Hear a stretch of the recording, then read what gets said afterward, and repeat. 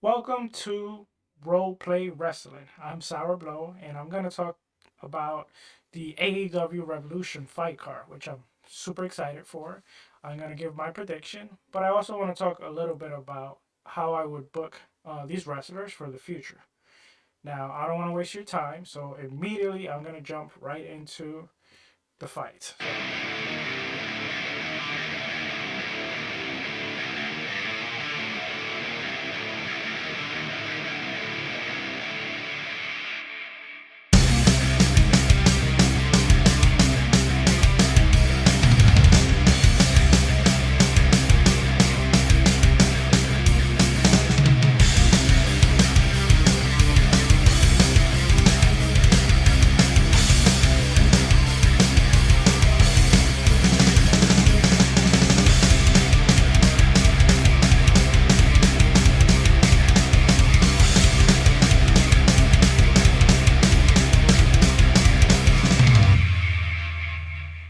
So let's begin with the no hold barreled with Christian Cage versus Jungle Boy Jack Perry. Now, this has been one of the best rivalries for me personally in AEW. It did get a little stale between after the injury with um, what's the big guy name? Oh, I can't get his name right now. Luchasaurus. So after a while, it kind of got stale a little bit, but you also, Christian got injured and all that. But I believe um, this is very interesting because they could go either way. I think I can see Christian winning, and I can see them expanding the rivalry. Even though by now it should have ended, but because the time that they were both injured and it stopped, I can see them trying to go longer with it because it is a nice storyline. I also can see Jungle Boy having the win, but personally, what I would like them to go for is Jungle Boy. He has been babyface since the beginning. However, there was a moment he had good traction as a babyface, but then it kind of died. And right now, he hasn't become who they thought he would become. I also think they haven't booked him the right way. They should have they should have broken apart that team long ago. But I think now is the perfect time for him to go full heel. As you know, on the previous Dynamite, or at least the previous Dynamite that they had the confrontation, he had a chair, which he attacked Cage from behind, and he was gonna use the chair. He didn't use it, and Cage talked about how he wasn't man enough, or he didn't have the guts to do it. I would turn him full heel. I will have him win, and I will have him completely, you know, after the match, just attack Cage, get him injured, and that way you can give Cage a rest and give him time to come back. And then I would have Jungle Boy go on a heel streak where he just, he starts attacking people. Maybe you can get him back with another rivalry after he beats a few people with what's his name? Wow, can't get his name. Uh, Darby Allen, which that would be a great rivalry. And Darby Allen has been rumored that he wants a little break. Well, why not do a rivalry in where Jungle Boy also gets him injured, and while he's injured and he's away, he, you know, he puts over Jungle Boy as a heel, and he also gets his break. And then when he comes back, you can always go back to that rivalry. And then Christian Cage, you can probably give him. I will give him 2 3 months. Come back, then they have another match, and then you can do whatever you want from there with those two. But definitely, I would like him to go full heel. Now, our next match Chris Jericho versus Ricky Stark. I think it's a no brainer. Ricky Stark should definitely win. Chris Jericho can afford to lose, and I think Ricky Stark can't at this time. Like he's a star in ascension.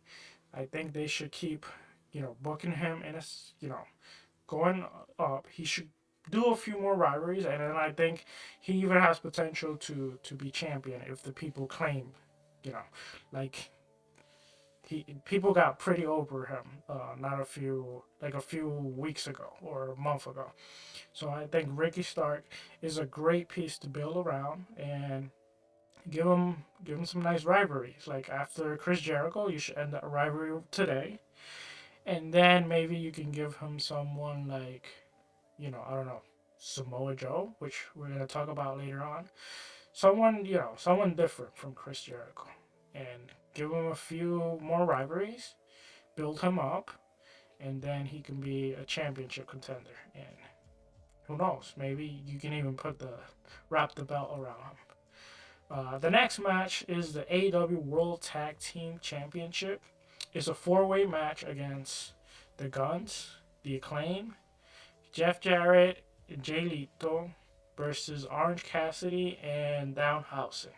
I gotta say, this is something that I don't like that AEW does a lot. They grab like random personalities and they just make team out of them. Sometimes it could work, but most time it doesn't. And sometimes there's like teams that you have there that you can you definitely could put together and you can see them fit and they don't. Rather they go to, I guess because they want to not show that they're not teaming up people just because of like race or trace or anything like that. But I don't know. Sometimes it's very weird the way they book. But this match, I would actually have the Guns retain, and the reason why is because I felt the Acclaim they're super over, but at the same time, I don't like the way they started booking them towards the end.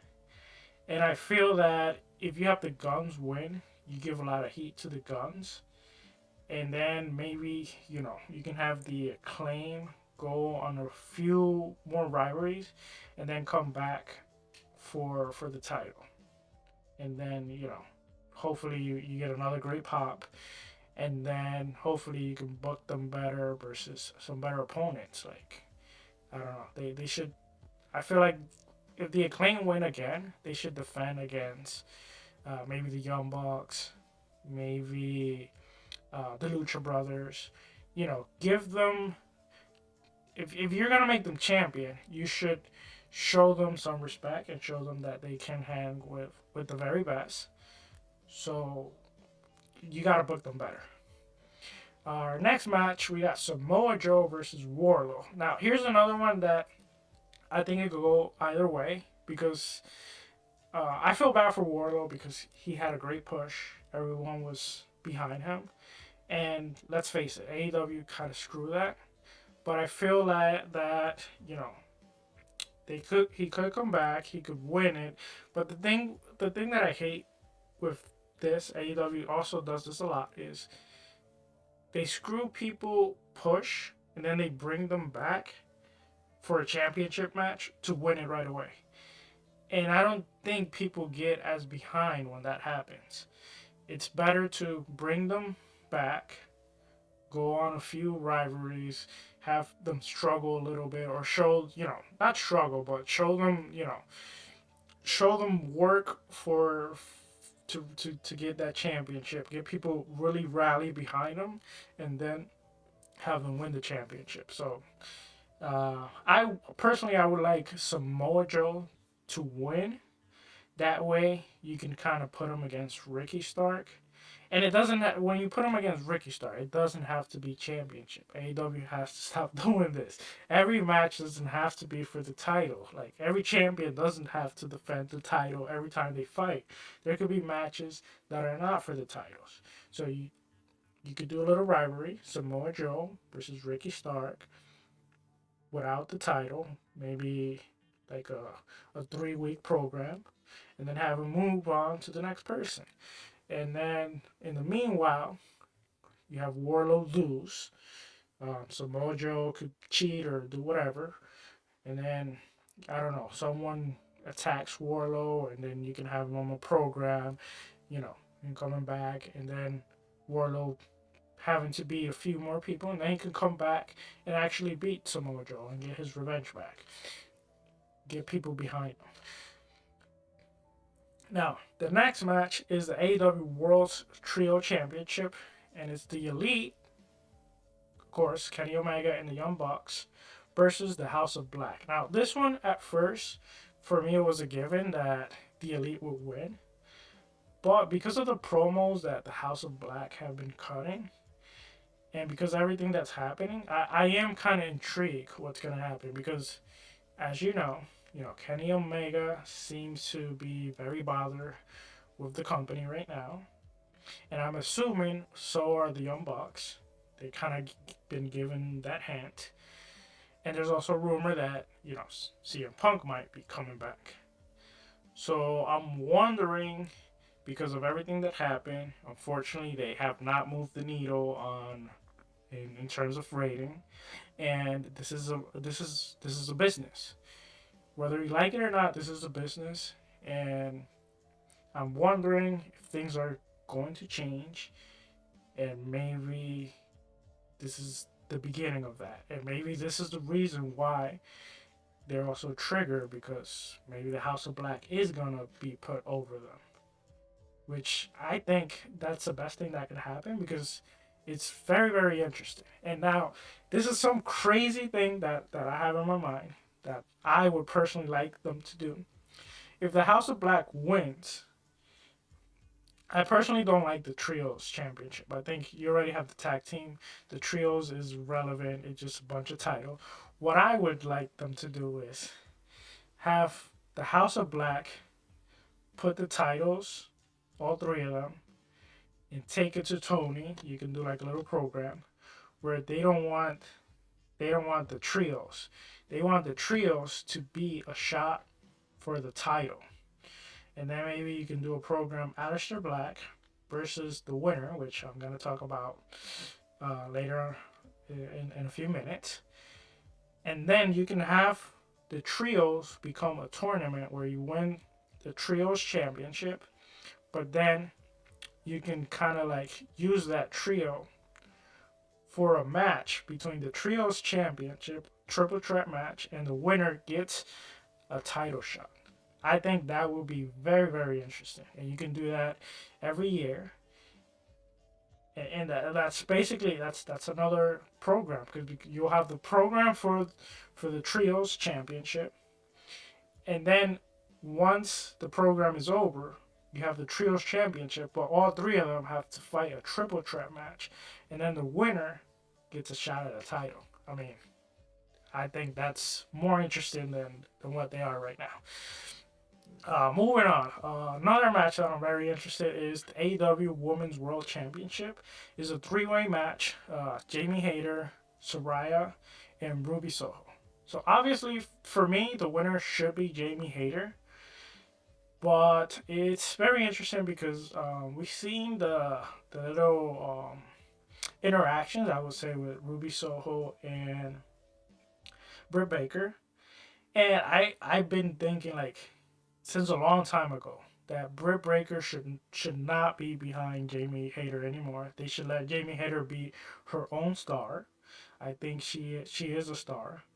I think you should let her shine, and like many other people believe, like Britt Baker doesn't have to be in every woman's segment. So maybe you can have a partnership between Ruby Soho and Britt Baker, or who knows, maybe she can even join Soraya's team, and maybe you can take the title off Jamie Hayter, cost her the title, and then you can have a rivalry, Jamie Hayter versus Britt Baker. I don't know. You have to do something there, but it's interesting. But I hope, Jamie Hayter is moved away from Britt Baker, let her become her own wrestler, and we have to have that rivalry. The next match I want to talk about is the Texas Death Match, which is John Moxley versus Hangman Adam Page. Um, I think I don't. I think Hangman Page should definitely win this, and I also think John Moxley, before this whole problem with CM Punk and everything, the media scrum, he was supposed to take some time off. I also think that he has become pretty dry in terms of like, he comes every week. He has this same style match. He's always bleeding. Um, I think he should take some time off so we can miss him. And you can have Hangman Adam Page actually win this match. And actually, to be honest too, if we think about it, if CM Punk comes back, everything started with Hangman Adam Page.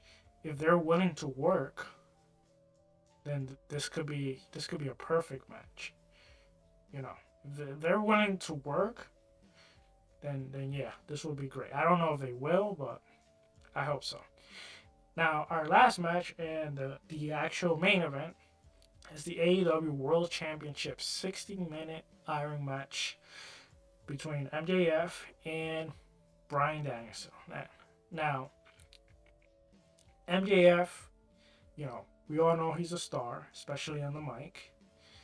A lot of people still think that he has a lot of proof in terms of wrestling. When he wrestles, he does put up good matches, but we still, I would say, we still haven't seen that match that you're like, oh my god, MJF is like so incredible wrestling wise, and I think this is the perfect match, and this is the perfect opponent for him to kind of show how good he is in ring, and this, I mean, he should definitely go over. MJF should definitely win this. I don't think Bryan Danielson needs a title, and neither should MJF lose it out. He's the biggest heel in the company. Maybe even you can even argue the biggest heel in wrestling period right now. So I think MJF should win, and I would like them to build slowly for their next, huge baby face. Which my picks would be Ricky Stark or Warlow, but I think you have to build them towards that. Like, sure, like a lot of people are behind Ricky Stark right now, but I still think you need more. Like, you can't just have him beat MJF and then you kind of like you push them too fast, and then people kind of like forget about everything, and then you have a situation where like, what did you do? Like, you have to build a long program between those two fighters, if those are the two that you want to be the face and the heel of the company, and that will bring people in. Trust me, I definitely believe that. But anyway, this is the video. I actually went longer than I wanted to. If you want to catch me on gaming, I have a podcast with some friends of mine. It's called the Xbox International Podcast. You can look us up in YouTube, and we're live every Wednesday at 7 p.m. This is the video. See you hopefully on the next pay-per-view. Probably I'll make another video like this, and I'll see how often I can make more of these videos. I was actually gonna try to do a live, but I forgot I hadn't set up the channel for lives yet, so I don't know. Let's see what comes out of this. And if you want to play the AEW game, I'm down to playing it once it releases. I'm planning something, so follow the channel, keep updated, and hopefully I'll bring more content. See you guys.